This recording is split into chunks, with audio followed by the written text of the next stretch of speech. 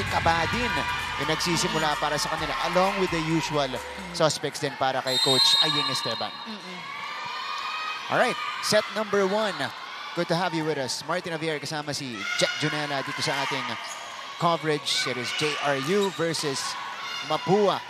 Featured in our first game today. Oh, kita mo. Nice dive. Dive pa lang. Na-impress na si Jack dito kay Yan Alonia. But mukhang ang taas ng energy ng Mapua today. And first point. Wala dito kay Kabadin. Speaking of energy, that's what she brings here. Malaki yung nawala sa kanila kasi si Berses umaatake, tapos maganda rin yung floor defense. Magandang combination. Kailangan talaga. Oops, misreceived there. Hold on, medyo may pumito. Then, napaaga lang yata yung serve. Wala pang pito. So, excited ang Mapua ngayon. Ilang beses ka nakakakita ng ganyan? Na-excite ng konti bago yung pito? Minsan may ganyan talaga lalo kapag excited na excited ka talaga. Hindi mo na naririnig yung mga pito. Lalo ito sa laban natin. Of course, kakasimula lang. Pandel Pilar. That's one of the main weapons nitong JRU Lady Bombers. Ang ganda naman ng smile doon. Del Pilar. Maganda rin, Jack, na hinahanap agad ni Laurente. Itong mga gitna niya. Gitna ka agad. Sabi nga nila, di ba, if you control your middle, you control the game. Okay, sige, i-ano natin yan. I-quote natin yan. Control the middle, control the game. And that's exactly what's happening with JRU in the last 2 plays. Ito yung bigay kay Cherish Dayame. Off the block. So dahil pinili na nila si Pat na nasa likod ngayon, threat na ngayon yung mga gitna ng JRU. Okay. So Nicole Ong going outside. Sayang. A little bit too strong. Now let's turn it over to our courtside reporter. Nandito ang first report ni MG Baliday. After the quick break in the second round of our tournament, the Lady Bombers and the Lady Cardinals had time to reset and refine their strategies. Head coach Mia Choseco shared to me that she encouraged the Lady Bombers to improve more on their defense, offense, and most importantly, their composure because according to her, this can make or break their game. Parte rin ng kanilang training last week na pinaglaban ang JRU Lady Bombers and the men's volleyball team. With that, she is hopeful that they will put their learnings into action and plans into execution. In response, head coach Clarence Esteban reminded the Lady Cardinals to maintain their mental toughness na na-recharge nila during the break because they had team outing and lots of pep talk. Even though it is a weekend ball game, tuloy lang ang execution and energy ng ating players because at any time of the week, full force, 100% silang lalaban. Yan muna mula dito sa courtside. Balik sa inyo, Martin and Jack. Maraming salamat, MG Balida. Preparations for both teams. Unahin ko muna yung JRU dito. Jack, ikaw ba nung college ka, as we see this swing from Raisa Ricablanca, we expect a lot of these in this match. Nagpa-practice ba kayo kasama yung men's team? Men's team, parang almost never. Almost never. Pero may mga nakaka-tune up game kami ng mga ibang players. Pero yung men's namin, parang hindi. Pero ano yung effect nun para sa team? Kasi syempre, iba yung paduan, iba yung elevation. Iba yung intensity. Yun nga yung parang purpose nun. Kaya nag-tune up kami sa mga lalaki. Pero hindi yung men's team namin. Okay. Para medyo tumaas yung level of intensity.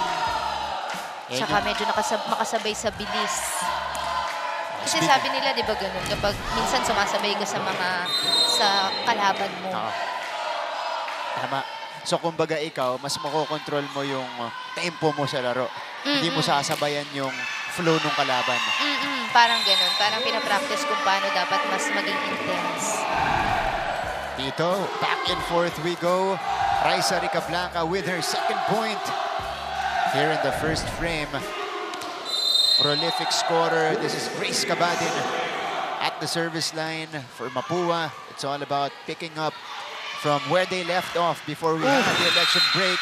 Wow. Yeah, but we are seeing visibly, Jack, this is a different JRU team that we're seeing so far. parang na-excite ako for JRU. Parang yun nangyari nung San Beda, nung first cover ko. Nanalo Oo. sila. First time. Si Jack pa lang... Hopefully, no? Parang gumanda-ganda rin yung laban ngayon. Nagiging swerte ng mga teams natin dito. As we see here, Coach Mia Chuseco, they're 1-13 right now. Of course, they've played really close games. I think they've played the most 5-setters dito sa competition natin. Deyala! Nice. Wow! From the back line. Napansin ko, ang daming mga left-handers dito sa NCAA, no? Dito sa game natin, dalawang top lefty players. Yan, si Nicole Deyala for JRU and Raisa Ricablanca naman ng Mapua. Good pass. Here's the setup for Freyan. Sent back that time. Cabadin. Del Pilar with a drop. Not gonna work. Freyan cuts it through. And that's what she can do. Alam natin yung lakas ng palo nito ni Freyan Garcia. She had 12 points in that sweep sets win against San Beda. Sa word na nila, kasama buong Mapua. Pag pumapalo. Oo, correct. Buong team nandun sa braso niya. Oo. Gavika choosing Ricablanca from behind. Oh, Nicole Ong winning the battle at the net. So we arrive here in our They're first... gonna challenge this one. Oh, doon ha? Nicole Ong. Sinasabi nila overreaching. Oh, okay. Teka.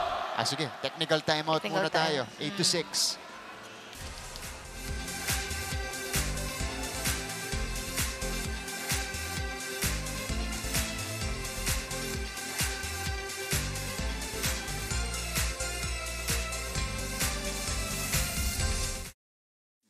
Kilalang-kilala ngayon si Carlos Yulo sa kanyang double gold sa Paris.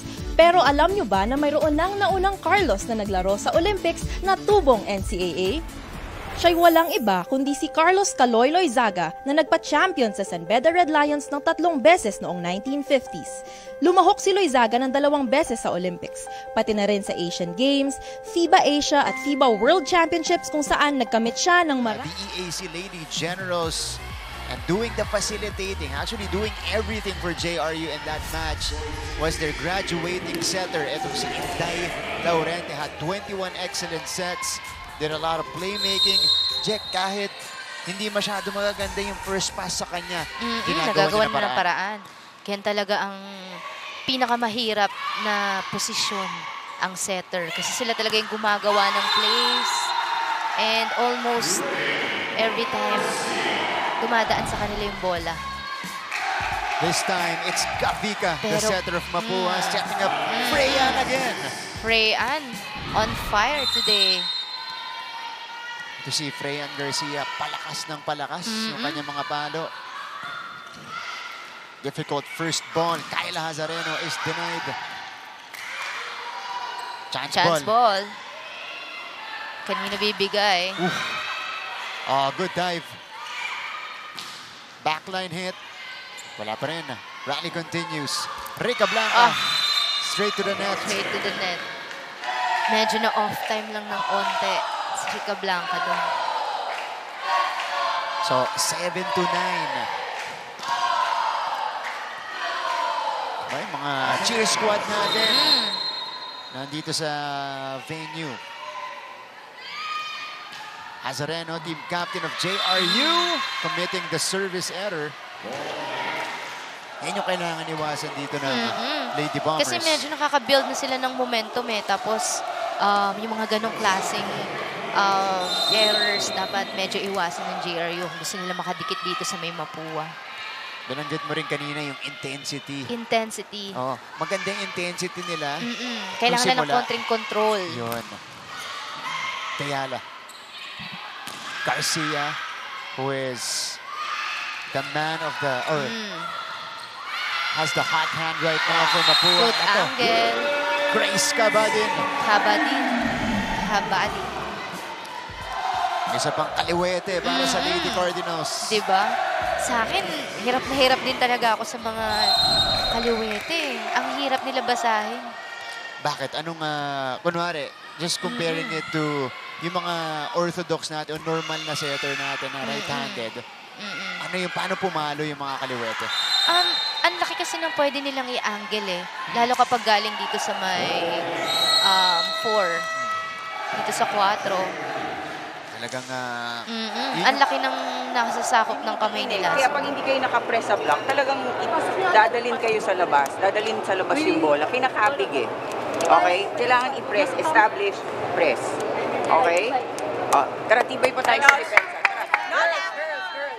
Importante yung services ipasok natin. Okay? Go. yan, malinaw yung instructions. Na-highlight na nga yung sinasabi ni coach na kailangan yung mga service. Napaka-importante niyan. Kasi first point yan eh. Sabi nga, sinasabi rin sa amin before na dyan wala kang kalaban. Ikaw yan. Kumbaga parang ikaw may control niyan. Pag service, wala kang blocker. So, At saka pag nag-error ka, tapos naghahabol kayo, binibigyan mo pa ng libreng puntos yung kalaban. libreng puntos. Nice coverage. That's Alonia keeping the ball alive. Here comes Mapua. Reka Blanca. Inside. Wow, catches the corner. Kitang-kita natin. Pero nice play. Galing kay Gavica. Kanina, mababa yung atake ni Reka Blanca. This one was on point. Biggest lead for the Lady Cardinals so far. Good pass. Better Ganda. pass. Deyala. Blockers were established. Kabadin, offhand. Andun pa rin si Alonia. Back row. Set up for... She Ang catches the ganda nine. naman nun.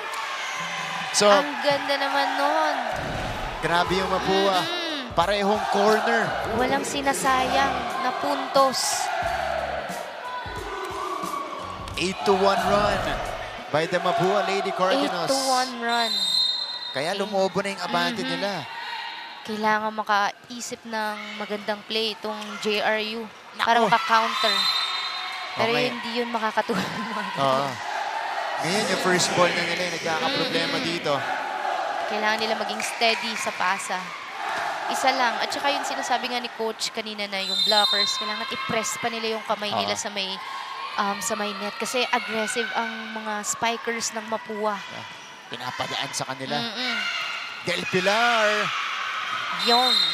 Badly needed point para dito sa Lady Bombers. Breaking that 9-1 run. 8-1 run. 8-1 Kanina. run. Ngayon, na-break na ng JRU. Kanina, nauna inactivate ni Laurente itong si Del Pilar. Now she's gonna be at the service line. Here is Kabadin. Alonia with the dig. Good set. Back set. Down the alam ko line. na. Nice set. You're right. That's a beautiful setup. Laurente. With that beautiful set. At galing pa siya ng service niya na. Yeah. Oo nga. Medyo malayo-layo yung tinakbo doon ni Inday. Pero mas marami siyang options ngayon kasi tatlo ang spikers niya sa harap. Sa harap. Ito siya. This time, choosing Dayame. Deyala. Inside. Ito na ang JRU. So, the Lady Bombers string up a couple of points here. Tignan natin kung mapapagpatuloy nila.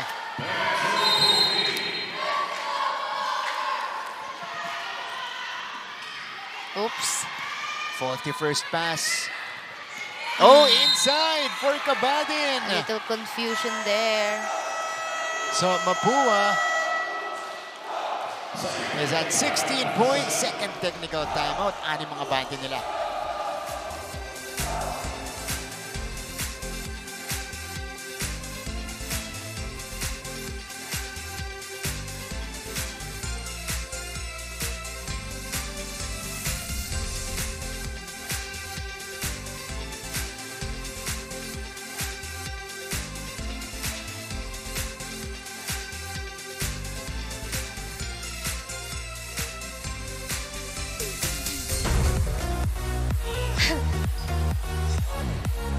to our coverage. Lady Cardinals, wow, rare discovery. She is a gem after all. Gem Kavika. She did the playmaking against San Beda. Kaya nanalo sila ng straight sets. Look at this, 16 excellent sets. Dagdagan mo pa ng 2 ace at 1 block para dito kay Gem Kavika. Was improved immensely as we went through the season from the first round to the second round. Pero ito, abante sila ng 6 na puntos. Good pass. Teyala! Yeah. Ganon. Dapat tinitake advantage nila yung mga ganong klaseng pasa para makagawa ng mga ganong klaseng play. And look at that. Very effective. At yun yung diferensya kapag nakakapasa sila ng ayos. Yes. Yan ang... kaya vital ang role ng isang libero. Yeah. Yes. Ayun, doon nakasagala yung buong opensa. Katulad yan. Katulad niyan. So it was an over-reception. Kumbaga make or break. Paano mo, ikaw Jack, paano mo ina-approach yung mga, kunwari, alam mong kargado yung serve? Serve? Oo. Ina-absorb ko siya. At least, I keep the ball dun sa may inside ng court. Kumbaga parang dun sa may setter's area at least. Kahit hindi dun sa pinaka-perfect. Kumbaga kahit B-pass lang. Kahit basta may malapit sa kanya. And yung angat, kailangan kayang iset. Pabagalin mo ng konti para maset ng kung sino man yung nasa tabi mo. Yeah. Hindi yung parang medyo mabilis na mababa na malayo. Tatlo yun. Kailangan yun na iiwasan mo kung hard server. Hindi mo pwedeng patalsikin yung bola. Hindi mo pwedeng babaan ng sobra. Kasi as mahirap. we see that attack from Deala, kasi yun yung first pass na hindi naman pwedeng i-receive mo na. Didireksyonan mo rin. Diba? Para mas mapadali yung Mas buhay ng mapadali yung setter. buhay. Or anyone. Kasi hindi naman din minsan, lalo kapag mga misreceive, minsan yung mga spikers din kumukuha niyan. So, kailangan medyo mapadali kahit na misreceive. That's how vital the role of a libero is or a receiver is. Pero ito si Grace Cabadin is on fire. On fire. Diba? Siya yung pumalit kay Nadine Verses dito sa starting unit ng Mapua. At parang talagang pinunan niya ng mabuti yung role na ginagawa ni Nads. Oh, off speed. Chance ball. Ito ay bibigay ni Alonia. Kanino kaya ibibigay? Set up for Mapua. Quick attack, will not drop. Hazareno, bumalik. One more time for Kyla. Chance ball. 1-2 play. Basang-basa. Alonia was there. Alonia was there. Ito na. Si Rica Blanca. Oh, ito. Longest rally so far. Hold on. I-re-review to. I-challenge to ni Coach Aying Esteban. Hindi yan papalagpasin ni Coach. Net fault. Net fault. Tignan natin kung may tumama ba sa net. Ang key dito, nangyari kalagitnaan ng rally. Ng rally. Ayan. Yan yung mga vital role din ng ating mga assistant coaches na madalas hindi nakikita, di ba? Siyempre. Kaya kailangan matalas din yung mata ng mga assistant coaches natin. Kumbaga yung mga coaches mo sa bench, sila, nakatingin sila sa kung ano yung nangyayari sa kabila. Yes. Habang Meron si talaga Coach, nakatoka dun. Tapos For siya yung sure. nag-advise kay Coach. Coach, challenge mo to. Correct. Galing. I think Mapua Lady Cardinals. Let's see. Let's see if there was a net touch here. Ito, pababa. Meron ba? Meron. Meron. Clearly. Yeah, that was Cherish Dayame clearly touching the net. So it is a successful challenge for the Mapua Lady Cardinals. Coach Aying and the rest of the coaching staff making the right judgment. Ito yung kahalagahan ng challenge, no? Yung mga ganong calls na minsan hindi nakikita. Kasi kung hindi mabilis yung rally nagpatuloy yung rally. Hold on.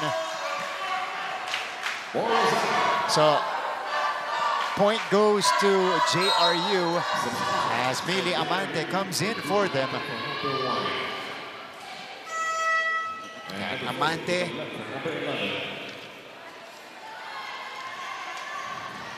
joins the front line alongside Detablan, who will be the setter now. I rarely see Coach Mia shuffle in the setter position kasi solid siya kay Inday lagi. Oh! Quick push by Tere Manalo. So now Tere is being activated by Gavika. Ito si Manalo. You know, she's played a lot of possessions in her stint with Mapua already. Ngayon, balik siya sa gitna. Pero kahit medyo undersized siya, solid pa rin kasi maganda yung timing niya. Marami tayong mga players na ganyan. Tambasakan, kakapasok lang. Nice pass. Wow! Great Badara. Detablan executing that play. Let's see this. Pinakagat muna ni Kring Batara, then made the decision to go for the drop. Batara now will be tested. 15 to 20 tayo dito sa ating first set. Yung mga ganitong ikot, kaya pinasok to si Detablan para tatlo pa rin ang spikers nila sa harap. Yun yung parang pinaka-main purpose nung ating... Yung doble palit kanina. Oh, Freyan Garcia. Pero si Freyan, dala pa rin ang buong Mapua. Lakas ng batang to. At that time, isa lang yung nakabantay sa kanya. Parang konti mabagal. Huling baba sa... Iniiwan mo yung dalawang paa mo dito, hindi mo yan makukuha. Naiintindihan? Girls, sagain natin yung hulog. Yes, nakukuha natin. May first ball tayo. Ngayon, kailangan natin ng opensa. Pero kailangan yung mapigilan dito sa blocking. Tara! Let's go!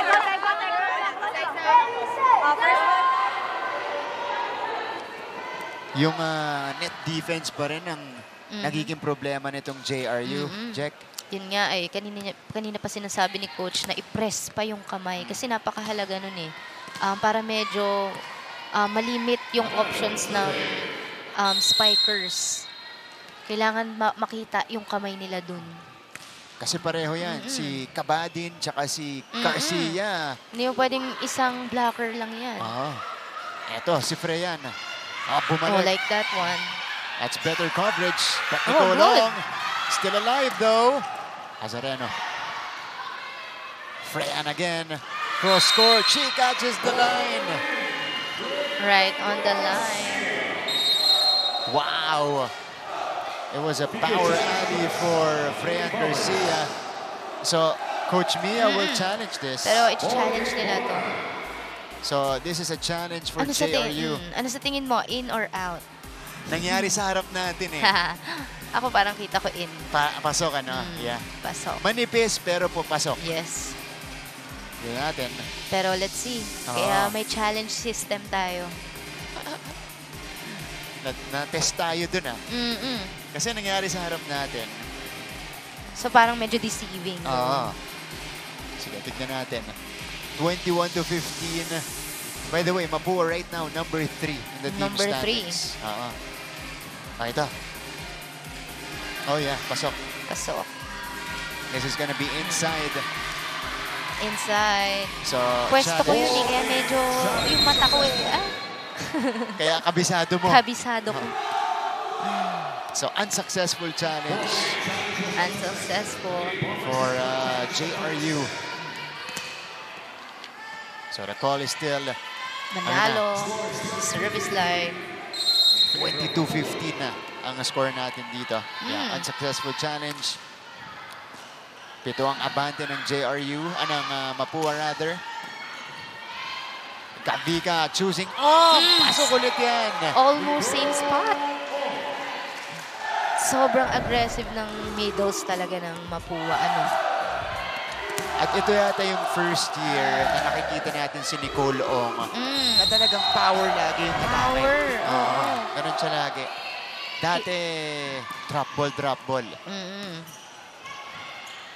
Azareno off speed. 23-50 now. Amante is denied. Good block. Diana tries. Over This to time, Freyan. Freyan. Back row hit. Tambasakan could not Pass. convert. Del Pilar drops it in.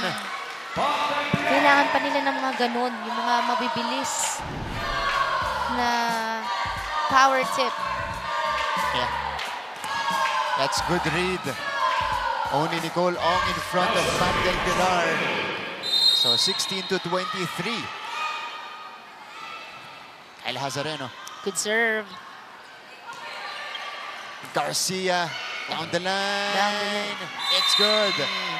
So Mapua now has 8 set points. Excellent job for the Mapua Lady Cardinals here in set number 1. Galing sa dalawang sunod na panalo, Gavika will start here. Ooh! Medyo kinapos si Gavika doon. Service error. But let's see. Tatlo ang spikers na Mapua in front. So, Balik na. ito si Inday Laurente at si Cherish Dayami. Balik na. 3 spikers pa din. Pero si Inday ngayon, siya kasi yung magsuserve. 3 spikers pa rin. So marami siyang pagpipilian mamaya. Meantime, here's Mapua. Tamba din! What a swing! What a swing. Wow! Pero kasi ang laki din ng space dun sa may blockings. Ayun, no? Sakto sa puwang. In between. Rick Cabadin with 6 points in the first set. And Mapua with a comfortable win. They lead it 1-0.